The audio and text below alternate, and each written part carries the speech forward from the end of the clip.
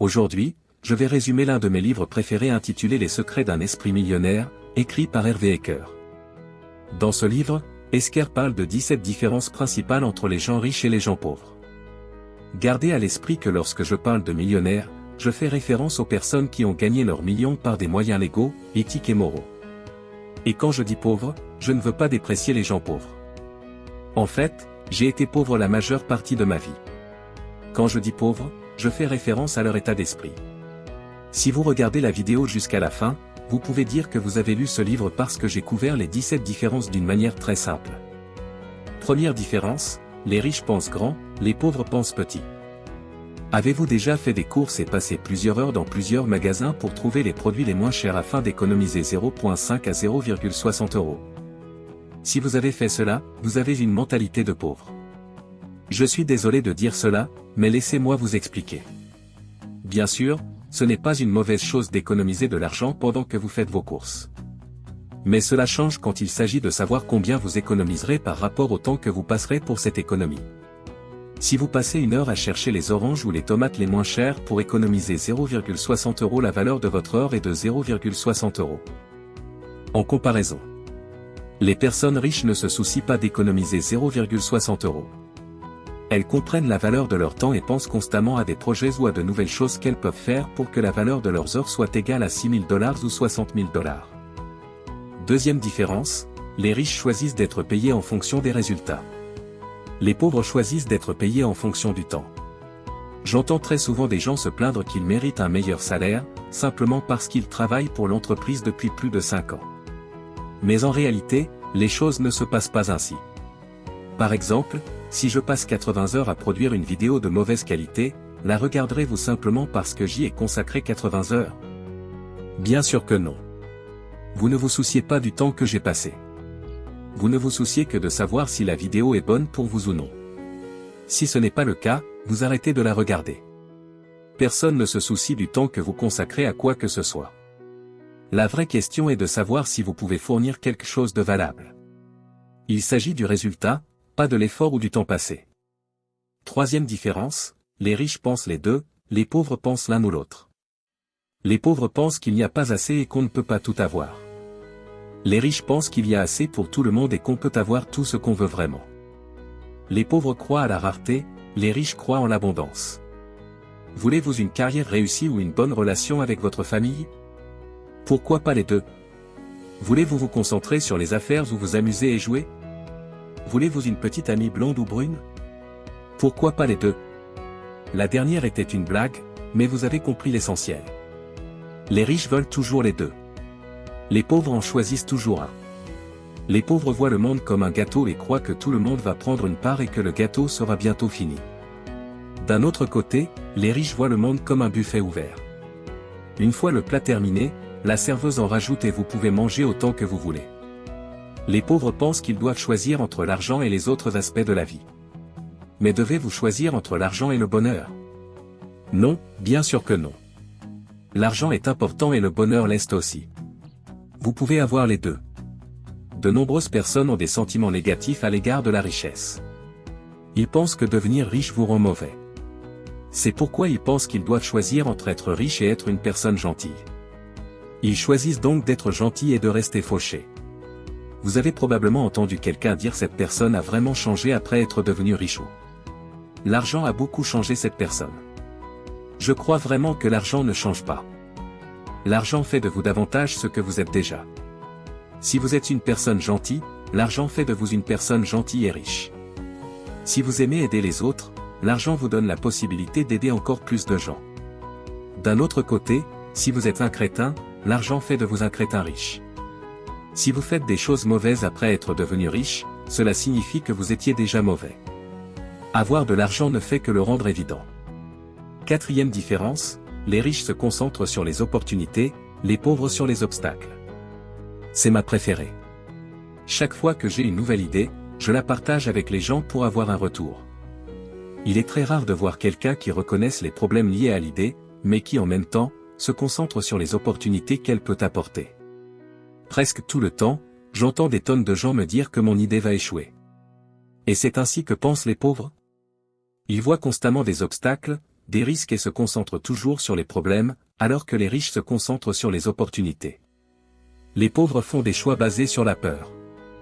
Leur esprit est constamment à la recherche de ce qui ne va pas ou pourrait ne pas aller dans n'importe quelle situation. Leur principal état d'esprit est « Et si ça ne marche pas ou plus souvent, ça ne marchera pas ». Je ne me dis pas qu'il ne faut pas s'occuper des problèmes, bien sûr, gérer les problèmes lorsqu'ils se présentent. Mais ne laissez pas la peur et les problèmes vous arrêter. Si vous vous concentrez sur les problèmes, vous aurez des problèmes. Si vous vous concentrez sur les opportunités, vous aurez des opportunités. C'est une simple loi universelle. Cinquième différence, les riches s'associent à des personnes positives qui ont réussi, tandis que les pauvres s'associent à des personnes négatives ou qui n'ont pas réussi. En bref, si vous voulez voler avec les aigles, ne nagez pas avec les canards. Si votre objectif est de devenir riche, étudiez les personnes riches, fréquentez les personnes riches qui ont réussi et utilisez-les comme modèles, faites ce qu'ils font, lisez ce qu'ils lisent. Il y a une raison pour laquelle ils sont riches. Par exemple, si vous voulez créer une chaîne YouTube à succès, trouvez les chaînes à succès dans votre domaine et étudiez ce qu'elles font, étudier le type de contenu qu'elles créent, la longueur de leurs vidéos, le style qu'elles utilisent. Si vous prenez exactement les mêmes mesures et avez exactement le même état d'esprit, il y a de fortes chances que vous obteniez des résultats très similaires. Lorsque je donne ce conseil, les gens s'énervent et disent « Vous voulez que je copie les autres ? Vous voulez que je sois sans originalité ? Vous voulez que je vole le travail des autres ? » Non, je ne dis rien. Tout cela pour une raison quelconque. De nos jours, les gens veulent être Mark Zuckerberg et inventer le prochain Facebook. Si vous êtes un type ordinaire comme moi, vous avez plus de chances de réussir en vous inspirant des personnes qui ont réussi. Ce qui ne veut pas dire que vous n'êtes pas original. Par exemple, si vous décidez de créer le résumé du même livre que celui que je suis en train de résumer, d'utiliser le même format d'animation que celui que j'utilise actuellement, d'utiliser la même musique de fond. Votre contenu sera toujours unique parce que vous avez une voix unique, une façon unique d'expliquer les choses. Même si vous faites la même chose, votre contenu sera toujours différent du mien. D'ailleurs, vous avez probablement remarqué qu'il existe déjà de nombreuses chaînes qui font exactement la même chose que moi. Mais malgré cela, cette chaîne va constamment se développer.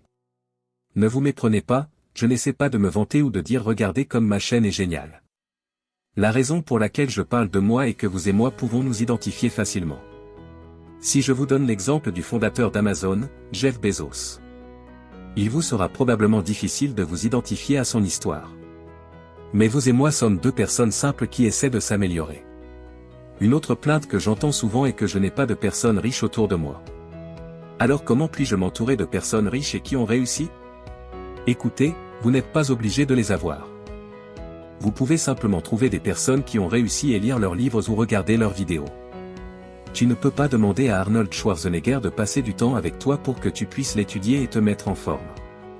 Mais tu sais qu'il a des tonnes de vidéos et qu'il a écrit un livre. Alors pourquoi ne pas lire son livre ou regarder ses vidéos ? Personnellement, je n'ai pas d'amis riches dans mon entourage. Les auteurs de ce type de livres sont des amis riches pour moi. Je traîne avec eux en lisant leurs livres, en regardant leurs vidéos et en écoutant leurs podcasts. Sixième différence, les riches savent ce qu'ils veulent et s'engagent à l'obtenir. Les pauvres veulent simplement être riches. Imaginez que vous et votre ami traînez dans le centre-ville et que vous voulez manger une baguette. Votre ami s'approche du stand et dit « Bonjour, je veux acheter une baguette, donnez-moi une baguette, s'il vous plaît ». Le vendeur derrière le stand sera probablement confus et demandera quel type de baguette votre ami veut. Car il existe de nombreux types de baguettes. C'est exactement la même approche que les pauvres utilisent lorsqu'il s'agit de devenir riches.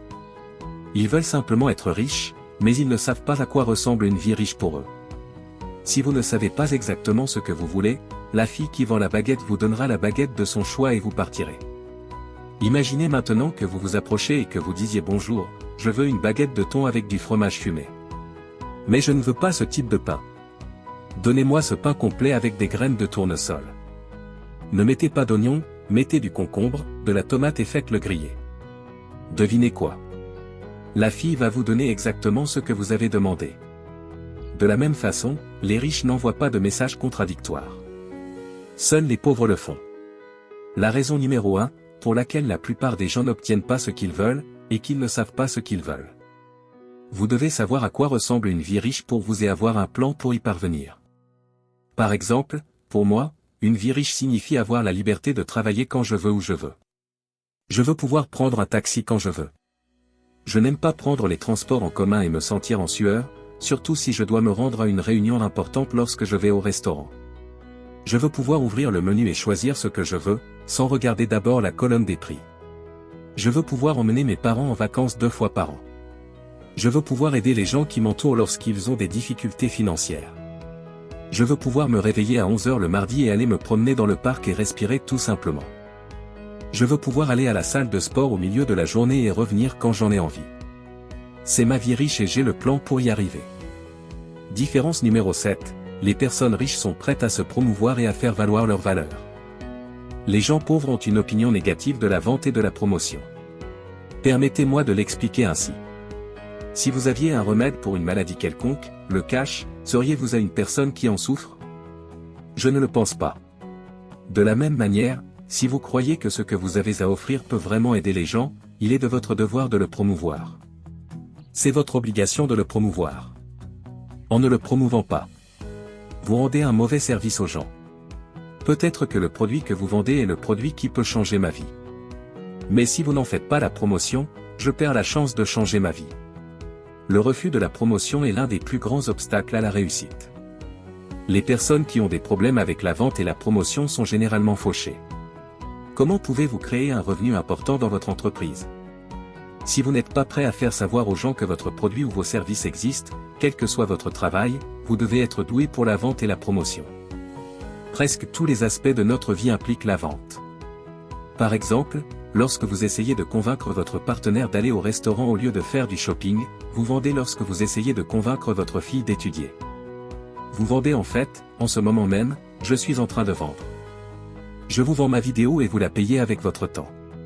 Vous payez avec des minutes de votre vie et je n'ai pas honte de vous vendre ma vidéo. Je n'ai pas honte d'en faire la promotion et de vous demander d'appuyer sur le pouce bleu et de vous abonner. Parce que je sais que les idées de ce type de livre peuvent vraiment vous aider à changer votre état d'esprit.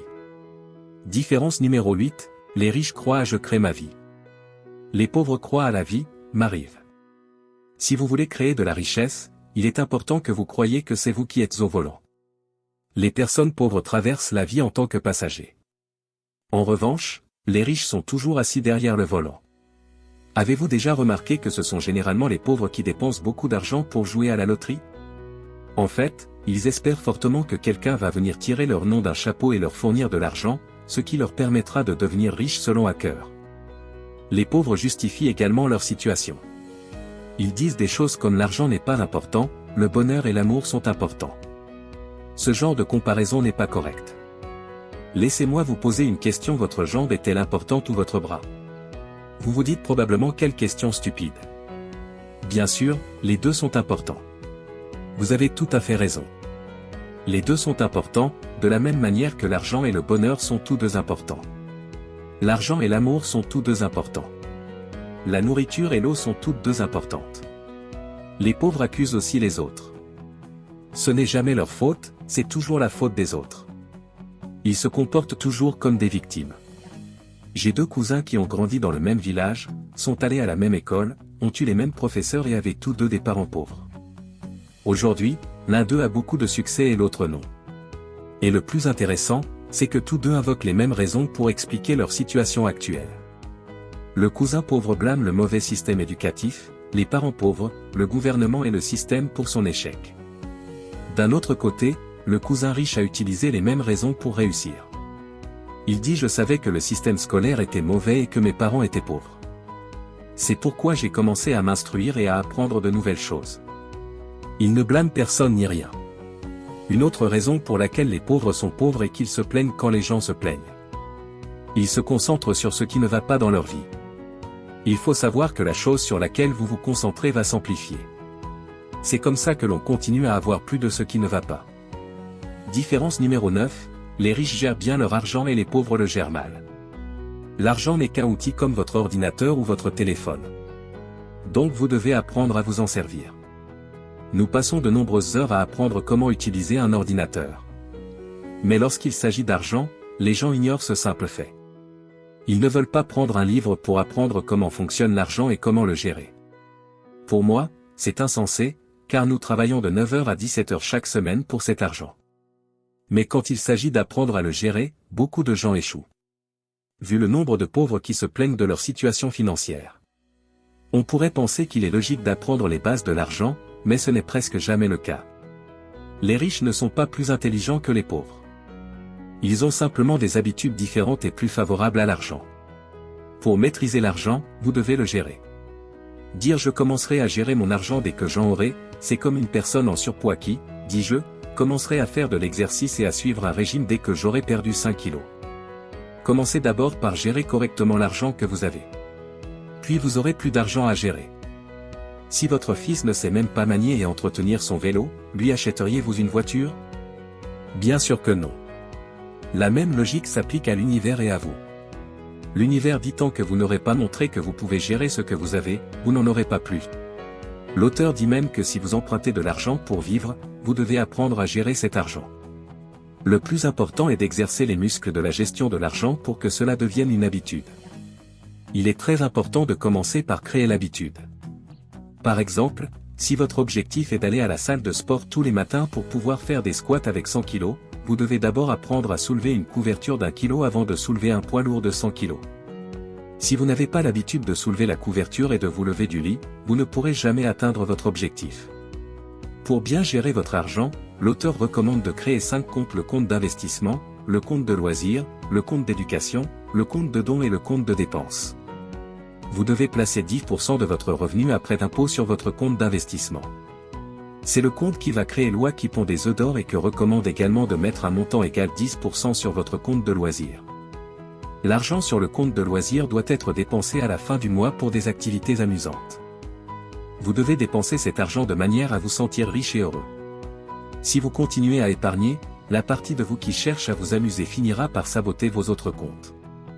Différence numéro 10, les riches sont plus grands que leurs problèmes, les pauvres sont plus petits que leurs problèmes. Le secret de la réussite n'est pas d'essayer d'éviter ou de se débarrasser de ces problèmes. Le secret est de se développer de manière à être plus grand que n'importe quel problème. Peu importe que vous soyez riche ou pauvre, vous serez confronté à des problèmes. La taille du problème n'est jamais le problème. Ce qui compte, c'est votre taille. Plus les problèmes que vous pouvez gérer sont grands, plus votre entreprise est grande, plus vous avez de responsabilités, plus vous avez d'employés et plus vous avez d'argent. Les choses que nous appelons problèmes ne sont en fait que des situations. Nous en faisons un problème respectivement. Certaines personnes en font un problème, d'autres ne sont même pas affectées. Comment se peut-il que la même situation soit un problème pour l'un et pas pour l'autre? Cela dépend de la personne, cela dépend de vous. Vous pouvez être licencié et déprimé toute la journée et vous plaindre. Ou vous pouvez utiliser votre temps libre pour créer votre propre entreprise. Différence numéro 11, les riches sont d'excellents récepteurs, les pauvres sont de mauvais récepteurs. Un mauvais récepteur est une personne qui ne peut pas bien recevoir. Et que recevons-nous? Nous recevons des éloges, des compliments, de l'argent, des cadeaux et bien d'autres choses. Beaucoup d'entre nous ont des difficultés à recevoir de telles choses. L'auteur dit que nous sommes conditionnés de cette façon. En grandissant, nous avons entendu des choses comme c'est mal. Tu ne fais pas l'affaire. Que as-tu fait? Ces phrases renforcent tout le sentiment de ne pas être assez bon et le fait de ne pas se sentir assez bien est l'une des raisons pour lesquelles nous sommes de mauvais récepteurs. À partir de maintenant, acceptez tout que quelqu'un vous offre. Si quelqu'un vous dit que vous êtes beau, dites merci. Au lieu de quoi? Non, j'ai l'air horrible aujourd'hui. C'est aussi simple que ça. Dites simplement merci et recevez votre compliment. Et car dit c'est drôle, quand j'étais fauché et que je voyais 0,01 € par terre, je ne me serais jamais penché si bas pour ramasser ce centime. Maintenant que je suis riche, cependant, je ramasse tout ce qui ressemble à de l'argent, puis je l'embrasse pour lui porter chance et je déclare à haute voix je suis un aimant à argent. Merci, merci, merci. Différence numéro 12, les riches jouent le jeu de l'argent pour gagner. Les pauvres jouent le jeu de l'argent pour ne pas perdre. Dans le sport, les équipes qui jouent strictement en défense et pas en attaque ont du mal à gagner. Malheureusement, la plupart des gens jouent au jeu de l'argent en défense où leur préoccupation première est la survie plutôt que la richesse et l'abondance. Les pauvres veulent avoir assez d'argent pour payer les factures. L'intention est une chose très importante et lorsque votre intention est d'avoir assez d'argent pour payer les factures, devinez quoi? C'est exactement ce que vous obtiendrez, rien de plus. Vous devez viser haut. Vous devez viser les étoiles pour pouvoir au moins toucher la lune. L'auteur dit si votre objectif est d'être à l'aise, il y a de fortes chances que vous ne deveniez jamais riche. Mais si votre objectif est d'être riche, vous finirez très à l'aise. Différence numéro 13, les riches font travailler leur argent pour eux, les pauvres travaillent dur pour leur argent et Cœur dit je suis d'accord pour dire que vous devez travailler pour votre argent. Mais pour les riches, cette situation n'est que momentanée. Pour les pauvres, c'est sans fin. Les riches pensent que pour que l'argent travaille dur et prenne votre place, vous devez d'abord travailler dur. Ils savent également que plus votre argent travaille, moins vous aurez à travailler. Le premier objectif devrait être de devenir financièrement libre le plus rapidement possible. Esquer définit la liberté financière d'une manière simple. La liberté financière, c'est la capacité de vivre le style de vie que vous désirez sans avoir à travailler ou à dépendre de quelqu'un d'autre pour l'argent. Et comment cela est-il possible? Vous avez besoin d'un revenu passif. En bref, vous devenez financièrement libre lorsque votre revenu passif dépasse vos dépenses. De nombreuses personnes ne font pas la différence entre être riche et être libre financièrement. Ils pensent qu'il faut d'abord être riche pour être libre financièrement, mais ce n'est pas vrai. La liberté financière vient en premier parce que c'est plus facile et plus rapide à faire. Laissez-moi vous poser une question, est-il plus facile de monter une échelle de 10 marches ou une échelle de 1000 marches? Bien sûr, l'échelle à 10 marches est plus facile, non? En utilisant cette analogie, nous pouvons dire que devenir libre financièrement, c'est comme monter l'échelle à 10 marches et devenir riche, c'est comme monter l'échelle à 1000 marches. Essayez d'abord l'objectif le plus facile et soyez libre financièrement. Une fois que vous aurez un revenu passif et que vous n'aurez plus à travailler pour personne, vous pourrez utiliser ce temps libre pour devenir riche. Et que raconte que dans son séminaire, l'une des étudiantes a réalisé que si elle louait simplement son appartement et déménageait dans un endroit moins cher, son revenu passif provenant du loyer serait suffisant pour couvrir toutes ses dépenses et qu'elle pourrait même économiser de l'argent. Et c'est exactement ce qu'elle a fait. Elle a loué son appartement et déménagé dans un endroit moins cher et plus exotique et s'est libérée financièrement. Ce n'est qu'ensuite qu'elle a commencé à monter son affaire et à devenir riche. Concentrez-vous donc d'abord sur l'échelle de 10 marches et sur la création d'un revenu passif suffisant pour que vous n'ayez pas à travailler pour quelqu'un. Et une fois que c'est fait, vous pouvez alors penser au reste. Il existe deux sources principales de revenus passifs. La première est l'argent qui travaille pour vous. Il s'agit des revenus d'investissement provenant d'instruments financiers tels que les actions, les obligations ou d'autres actifs qui prennent de la valeur. La deuxième grande source de revenus passifs est l'entreprise qui travaille pour vous. Il s'agit de générer des revenus continus à partir d'entreprises dans lesquelles vous n'avez pas besoin de vous impliquer personnellement pour que l'entreprise fonctionne et vous apporte des revenus. L'exemple le plus simple de cela peut être l'immobilier. Différence numéro 14, les riches se concentrent sur leur valeur nette, les pauvres se concentrent sur les revenus de leur travail. Lorsqu'il s'agit d'argent, la question que l'on pose le plus souvent est combien gagnez-vous? La question quelle est votre valeur nette? Est rarement entendue. Un petit nombre de personnes parlent ainsi. La richesse se mesure par la valeur nette et non par le revenu du travail. Il en a toujours été ainsi et il en sera toujours ainsi. Pour connaître votre valeur nette, il vous suffit d'additionner la valeur de tout ce que vous possédez avec vos liquidités et vos investissements comme les actions, les obligations, les biens immobiliers, la valeur actuelle de votre entreprise si vous en avez une, ainsi que la valeur de votre résidence si elle vous appartient, puis de soustraire tout ce que vous devez. La valeur nette est considérée comme la mesure ultime de la richesse, car si nécessaire, ce que vous possédez peut être transformé en argent liquide. Après avoir calculé votre valeur nette, tracez une ligne verticale sur une page, mettez 0 en bas de la ligne et en haut de la ligne. Écrivez votre valeur nette souhaitée. Disons $1 million. Une fois que vous l'avez fait, mettez votre valeur nette actuelle sur cette ligne et voyez à quelle distance vous êtes de votre montant souhaité. De temps en temps, disons chaque mois ou chaque trimestre. Vérifiez cette ligne et mettez-la à jour en conséquence. Même si vous êtes actuellement à 0 ou moins, je vous recommande de faire cet exercice car ce qui est suivi est amélioré. Différence numéro 15, les riches agissent en dépit de la peur. Les pauvres laissent la peur les arrêter. Dans le livre, Hooker parle de la formule de la manifestation. Selon cette formule, les pensées produisent des sentiments. Les sentiments mènent ensuite à des actions et les actions mènent à des résultats. Par exemple, vous pensez à un beignet? Cela crée un sentiment d'envie, de beignet. Puis vous vous levez et vous allez au magasin pour acheter, se baigner. Si ce processus se répète constamment, vous prenez du poids. Les pensées et les sentiments font partie de votre monde intérieur. La prise de poids fait partie de votre monde extérieur. L'action est le pont entre le monde intérieur et le monde extérieur. S'il n'y a pas d'action, vos pensées et vos sentiments sur la richesse sont inutiles. De nombreuses personnes lisent ce type de livre pour devenir riches, mais la plupart d'entre elles ne passent pas à l'action et n'appliquent pas ce qu'elles ont appris. Il ne s'agit pas de savoir combien de livres vous lisez, mais combien de livres vous appliquez dans la vie réelle. Lire sans agir, c'est comme regarder toute la journée la photo de la fille que vous aimez sur Facebook au lieu d'aller lui parler en face à face.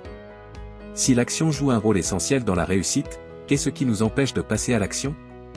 La peur, le doute et l'inquiétude sont les obstacles les plus courants, non seulement au succès, mais aussi au bonheur. L'une des plus grandes différences entre les riches et les pauvres est que les riches sont toujours prêts à agir, même s'ils ressentent de la peur, même s'ils sont mal à l'aise. Les pauvres, en revanche, laissent la peur les arrêter. Ils ne veulent pas se sentir mal à l'aise.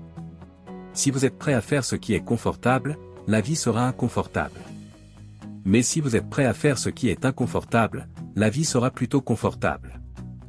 La peur et l'inconfort ne doivent pas vous arrêter. La peur est le produit de l'esprit. Votre esprit est un détecteur de peur, pas un détecteur de succès. Dès que vous commencez à faire quelque chose d'inconfortable, votre esprit vous montrera des dizaines de cas horribles afin de vous arrêter. Notre esprit est le plus grand écrivain de scénarios d'horreur. Entraîner et gérer votre propre esprit est la compétence la plus importante que vous puissiez posséder. Si vous voulez apprendre à contrôler votre esprit, je vous recommande de regarder ma vidéo sur le livre intitulé Le pouvoir du moment présent.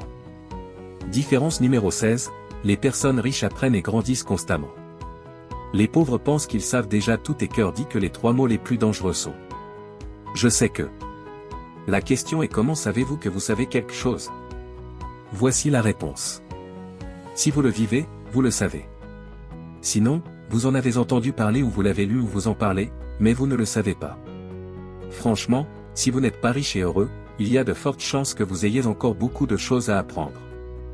L'argent, le succès et la vie. Considérez ceci: si vous n'avez pas autant de succès que vous le souhaiteriez, c'est qu'il y a quelque chose que vous ne savez pas. Si vous n'êtes pas riche, cela signifie qu'il y a beaucoup de nouvelles choses que vous devez apprendre et appliquer. Si vous continuez à faire ce que vous avez toujours fait, vous continuerez à obtenir ce que vous avez toujours obtenu. Différence numéro 17, les riches admirent les autres riches et ceux qui ont réussi. Les pauvres en veulent aux riches et à ceux qui ont réussi. Quand j'étais au lycée, il y avait un homme très riche et à chaque fois que je le voyais passer dans notre quartier avec sa nouvelle Mercedes, j'entendais de nombreuses histoires négatives sur sa vie luxueuse. Lorsque je demandais aux gens s'ils savaient ce qu'ils faisaient dans la vie, personne n'était capable de me donner une réponse précise. Mais presque tout le monde supposait qu'il faisait un travail criminel et qu'il était mauvais. Plusieurs années plus tard, j'ai eu l'occasion de parler à cette personne lors de mon stage et j'ai appris qu'il avait passé la majeure partie de son enfance dans la pauvreté. Ce qui l'a motivé à travailler plus dur et à devenir PDG après avoir connu cette personne et entendu l'histoire de sa vie. J'ai réalisé que les pauvres gardent souvent la réussite des autres avec ressentiment, jalousie et envie. C'était la dernière différence. S'il vous plaît, mettez votre idée ou leçon préférée par rapport à cette vidéo dans les commentaires. Si cette vidéo vous a aidé, ne serait-ce qu'un peu, n'oubliez pas non plus de mettre un pouce bleu. Cela aide beaucoup la chaîne et motive à résumer plus de livres. À bientôt.